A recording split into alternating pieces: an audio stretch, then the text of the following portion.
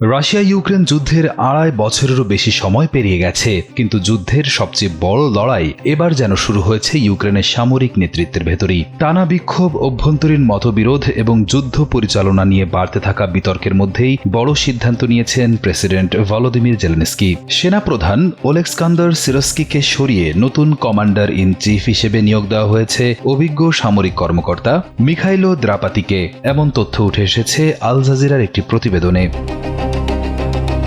এই সিদ্ধান্ত আসে রাজধানী কিয়েভে টানা ৬ দিনের বিক্ষোভের পর। প্রতিরক্ষা মন্ত্রী মিখাইলো ফেদেরভকে পদচ্যুত করার পরই বিক্ষোভ শুরু হয়। দীর্ঘদিন ধরেই ফেদেরভ ও সেনাপ্রধান সিরস্কির মধ্যে যুদ্ধ পরিচালনা নিয়ে মতবিরোধ ছিল। স্যান্ডেলিনা সো, রূপচর্চায় আভিজাত্য। তবে জেলেনস্কির দাবি, রাশিয়ার বিরুদ্ধে প্রতিরক্ষা ব্যবস্থা আরও কার্যকর করতেই এই পরিবর্তন আনা হয়েছে। তবে সিরস্কির অবদানের প্রশংসা করে নতুন সেনাপ্রধান মিখাইলো দ্রাপাতির প্রতি আস্থা প্রকাশ করেন। জেলেনস্কি বলেন, ইউক্রেনের লক্ষ্য এমন পরিস্থিতি তৈরি করা যাতে রাশিয়া শান্তি আলোচনায় বসতে বাধ্য হয়।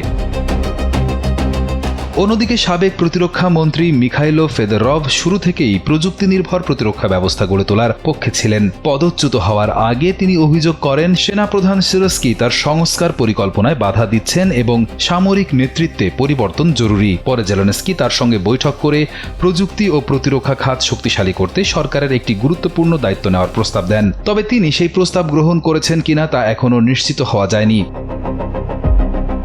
ইউক্রেনের এই নেতৃত্ব পরিবর্তনকে অবশ্য খুব একটা গুরুত্ব দিচ্ছে না মস্কো। ক্রেমলিনের মুখপাত্র দিমিত্রি পেসকভ বলেছেন, সেনাপ্রধান বদলালেও যুদ্ধক্ষেত্রের বাস্তবতায় কোনো পরিবর্তন আসবে না। রাশিয়া আগের পরিকল্পনা অনুযায়ী সামরিক অভিযান চালিয়ে যাবে। যুদ্ধের পাশাপাশি পাল্টাপাল্টি হামলাও আরও তীব্র হয়েছে। রাশিয়া নিয়মিত ব্যালিস্টিক ক্ষেপণাস্ত্র দিয়ে ইউক্রেনের গুরুত্বপূর্ণ অবকাঠামোতে হামলা চালাচ্ছে। অন্যদিকে প্যাট্রিয়ট ক্ষেপণাস্ত্রের ঘাটতিতে কিয়েভের আকাশ প্রতিরক্ষা ব্যবস্থাও বাড়তি চাপে রয়েছে। এর মধ্যে ইউক্রেন রাশিয়ার অভ্যন্তরে ড্রোন হামলা জোরদার করেছে। তেলের ডিপো, সামরিক রসদ কেন্দ্র ও গুরুত্বপূর্ণ গুদামগুলোকে লক্ষ্য করে অভিযান চালাচ্ছে কিয়েভ।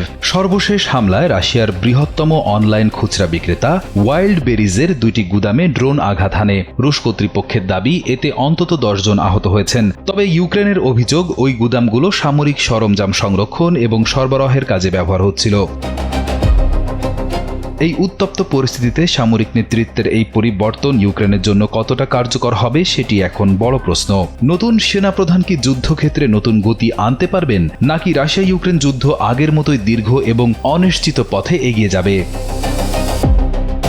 রিয়াদ হোসেন, কালবেলা।